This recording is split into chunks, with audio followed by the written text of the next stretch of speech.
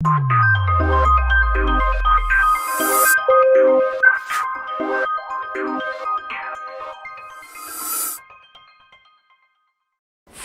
F of x का domain होगा। देखिए ऐसे क्वेश्चन एग्जाम में भी पूछे जाते हैं, ठीक है।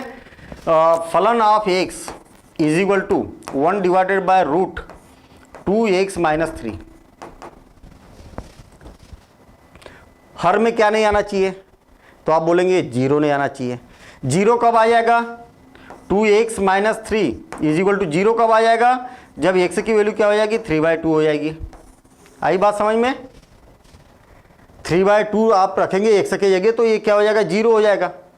तो भैया x की वैल्यू 3/2 तो रखना ही नहीं है, 3/2 रखना ही नहीं है, तो फिर क्या रखना है भाई, 3/2 रखेंगे तो क्या गड़बड़ हो जाएगा, 3/2 रखेंगे तो ये क्या हो जाएगा, 0 हो जाएगा। तो 3/2 तो रखना ही नहीं है, 3/2 से बड़ी ही वैल्यू रखना पड़ेगा आप में, ठीक है। अच्छा 3/2 से अगर बड़ी वैल्यू रखते हैं, 3/2 से बड़ी वैल्यू रखते हैं x का मान, तो ये क्या मिलेगा आपको, धनात्मक मिलेगा।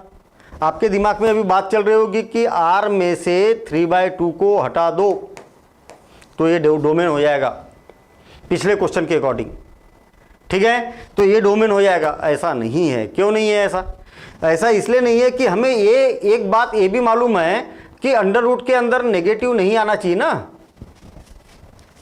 नेगेटिव नहीं आना चाहिए।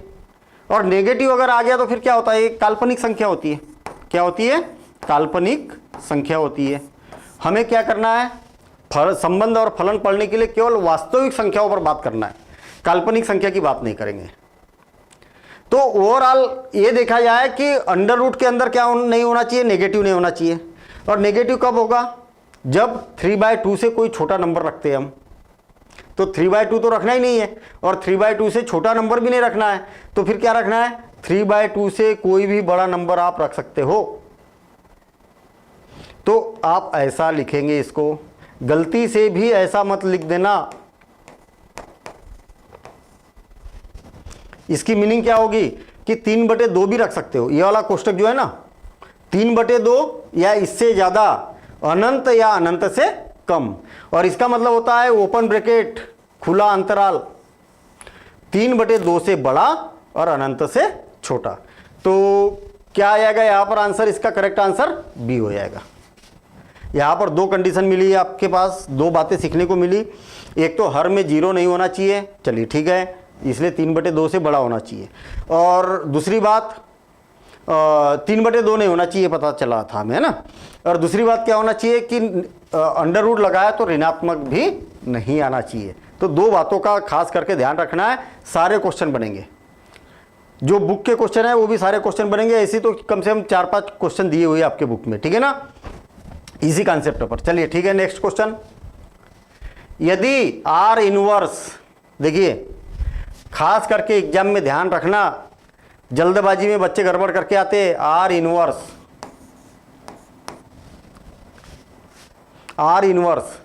और यहां पर क्या बोला है, R का प्रांत होगा। आपको R इनवर्स दिया है और पूछा किसका प्रांत है, R का प्रांत पूछा है।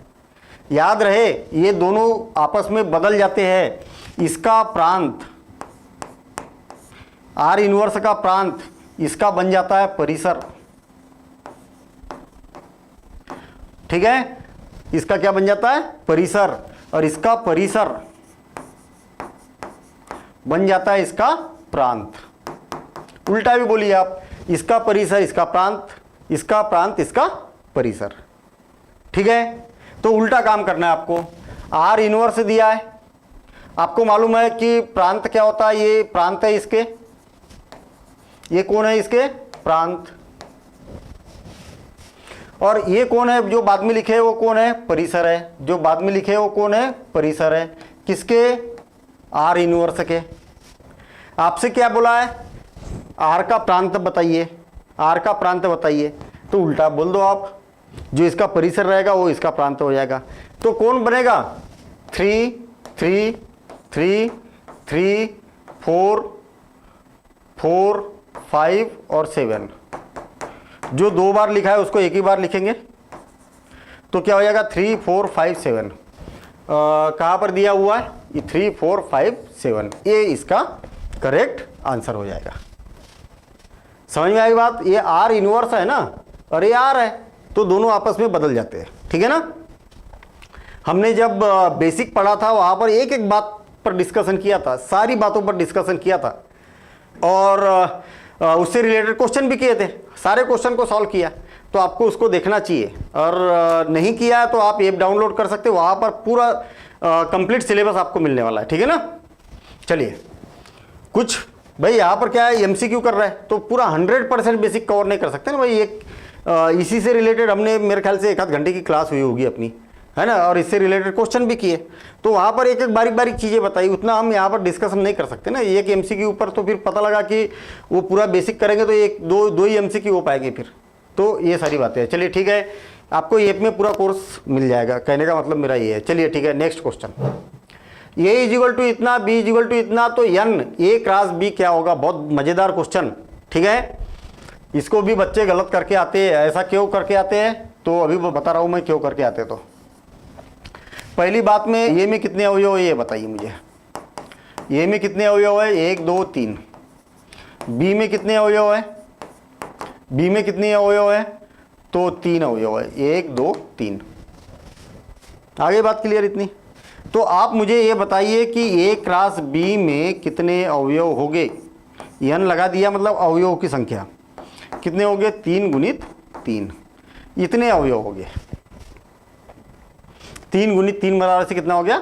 9। 3 का स्क्वायर लिख देता हूं मैं, 3 का स्क्वायर, ठीक है, ये हो गया। इसमें अवयव की संख्या कितनी होगी? ये होगी। अब इसमें इतने अवयव की संख्या होगी 9, तो आप क्या बोलेंगे यहाँ पर? ये हो जाएगा, बी इसका करेक्ट आंसर होगा। क्लियर?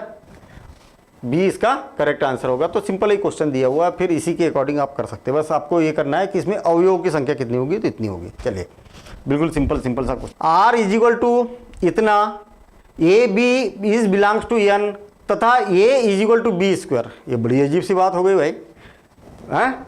देखिए क्वेश्चन कैसा, R is equal to A B. चलिए ठीक है, ये यहाँ तक तो बात समझ में आ गई। और ए और बी जो रहेगा वो भी नेचुरल नंबर है, ये भी बोला है, प्राकृत संख्या है ना। 1 2 3 4 5 6 7 8 9 ऐसा अनंत तक। तथा या नहीं बोला है, तथा A is equal to B square, ये कंडीशन सेटिस्फाई होना जरूरी है प्राकृत संख्या में। A is equal to B square भी होना जरूरी है। बड़ी समस्या है। ए का मान आप क्या रख सकते हो? 1 2 3 4, या तो बी का मान बोलिए, ए और बी दोनों तो सेटिस्फाई कर रहा ना। बी का मान क्या रख सकते हैं आप? 1 2 3 4 5 6 dash dash dash dash continue.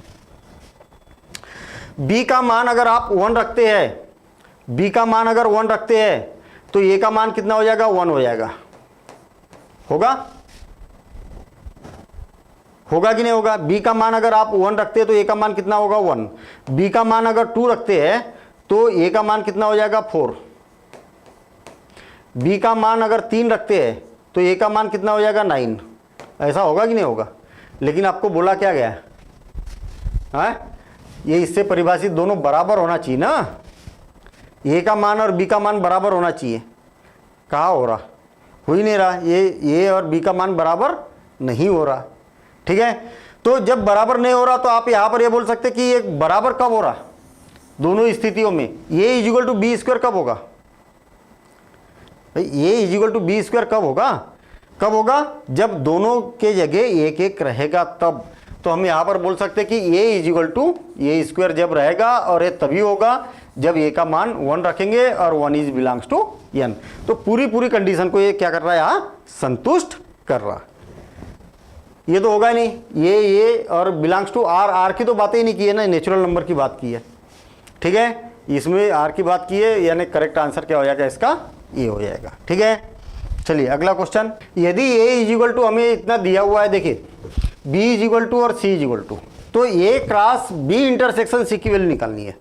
पहली बात तो ये यही क्लियर नहीं है कि ये क्या दिया हुआ है। ए इज इक्वल टू, ध्यान देना इधर, हमें बोला है कि एक such that X square minus 5x plus 6 is equal to 0।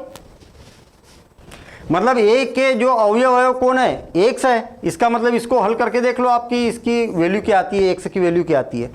तो आप बोलेंगे कि x square minus 2x minus 3x और प्लस 6 इज इक्वल टू 0।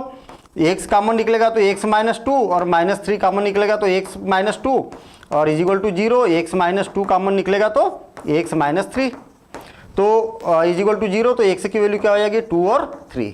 मतलब ओवरऑल a का मान जो है वो कितना है, 2 और 3 है। होगी बात क्लियर।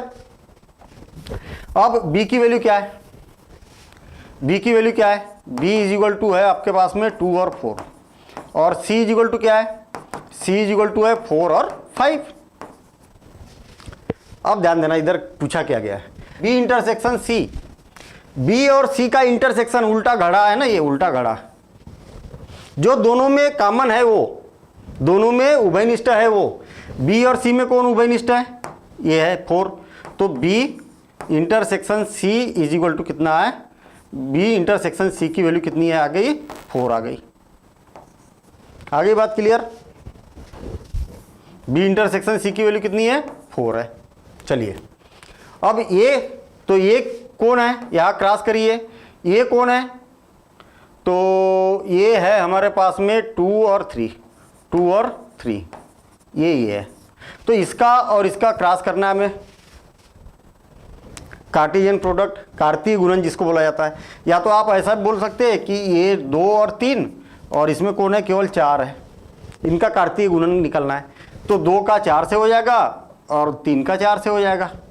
तो 2, 4 और 3, 4, 2, 4 और 3, 4 करेक्ट आंसर क्या होगा इसका, ये होगा। ठीक है, तो ऐसे हल करके देखना है।